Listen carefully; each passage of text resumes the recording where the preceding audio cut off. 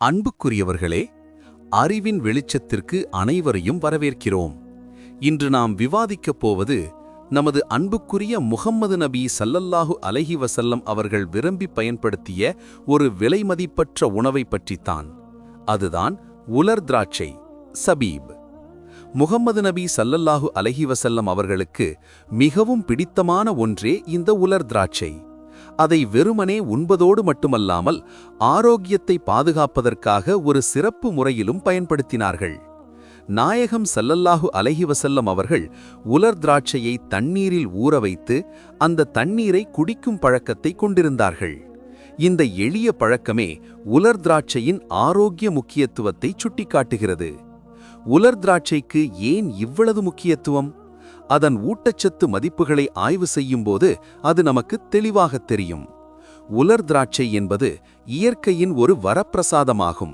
இது வெறும் இனிப்பு பழம் மட்டுமல்ல, ஊட்டச்சத்துக்களின் களஞ்சியமாகும். நமது உடலுக்கு மிகவும் அத்தியாவசியமான தாதுக்களான பொட்டாசியம், கால்சியம், இரும்புச்சத்து ஆகியவற்றுடன் இது நார்ச்சத்துக்களாலும் உடலை பாதுகாக்கும் ஆக்சிஜனேற்ற எதிர்ப்பொருட்களாலும் நிறைந்துள்ளது. இந்த ஊட்டச்சத்து செழிப்பு உலர் திராட்சைக்கு பல நோய்களை எதிர்க்கும் திறனை அளிக்கிறது. இவற்றில் மிக முக்கியமானது இதய ஆரோக்கியத்திற்கு இது அளிக்கும் ஆதரவாகும். நவீன உலகில் பலரின் வில்லனாக மாறியுள்ள உயர் இரத்த அழுத்தத்தை குறைப்பதற்கும் கெட்ட கொழுப்பின் அளவை கட்டுப்படுத்துவதற்கும் உலர் திராட்சை உதவுகிறது. இது இதய நோய்களிலிருந்து ஓரளவுக்கு நம்மை பாதுகாக்கிறது. இதயத்தை பலப்படுத்தும் ஒரு இயற்கை மருந்தாக இதை நாம் பார்க்கலாம். நமது செரிமான மண்டலத்தின் சீரான செயல்பாட்டிற்கும் உலர் திராட்சை மிகவும் நல்லது. இதிலுள்ள நார்ச்சத்து செரிமானத்தை மேம்படுத்துவதோடு மலச்சிக்கல் போன்ற பிரச்சனைகளையும் விலக்கி வைக்கிறது. அதேபோல சுவாச சம்பந்தப்பட்ட நோய்களுக்கும் இது சிறந்த தீர்வாகும். இருமல், சளி போன்ற தொந்தரவுகள் ஏற்படும்போது உலர் திராட்சையை உட்கொள்வது நிவாரணமளிக்கும்.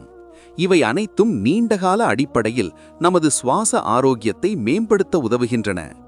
உலர் திராட்சையின் மற்றொரு முக்கிய நன்மை அதன் நோய் எதிர்ப்பு சக்தியை அதிகரிக்கும் ஆற்றலாகும். இது உடலில் உள்ள நச்சுப் பொருட்களை வெளியேற்ற உதவுகிறது, உடலை தூய்மைப்படுத்துகிறது. மேலும் கல்லீரல், இரைப்பை, ஸ்டமக், மண்ணீரல் போன்ற முக்கியமான உறுப்புகளை பலப்படுத்துவதிலும் இதற்கு முக்கிய பங்குண்டு. இந்த உறுப்புகள் பலப்படும் போது இயல்பாகவே நமது ஒட்டுமொத்த ஆரோக்கியமும் மேம்படுகிறது, நோய்களை எதிர்க்கும் திறனும் அதிகரிக்கிறது. பல்வேறு நோய்களுக்கான இயற்கை சிகிச்சை முறையாகவும் உலர் திராட்சை பயன்படுத்தப்படுகிறது. சந்திவாதம் போன்ற வாத நோய்கள், இரும்புச்சத்து குறைபாட்டால் ஏற்படும் இரத்த சோகை, சிறுநீரக நோய்கள், பல் சிதைவு, உடலுக்கு தேவையான ஊட்டச்சத்துக்கள் கிடைக்காததால் ஏற்படும் ஊட்டச்சத்து குறைபாடு போன்ற பல நோய்களுக்கு சிகிச்சை அளிக்க உலர் திராட்சையின் பயன்பாடு உதவுகிறது. இதிலுள்ள இரும்புச்சத்து இரத்த சோகை உள்ளவர்களுக்கு குறிப்பாக நன்மை பயக்கும். ஆகவே நமது அன்புக்குரிய முஹம்மது நபி ஸல்லல்லாஹு அலைஹி வஸல்லம் அவர்கள் ஏன் உலர் திராட்சைக்கு இவ்வளவு முக்கியத்துவம் கொடுத்தார்கள் என்பதை நாம் இப்போது புரிந்து கொள்ள முடியும்.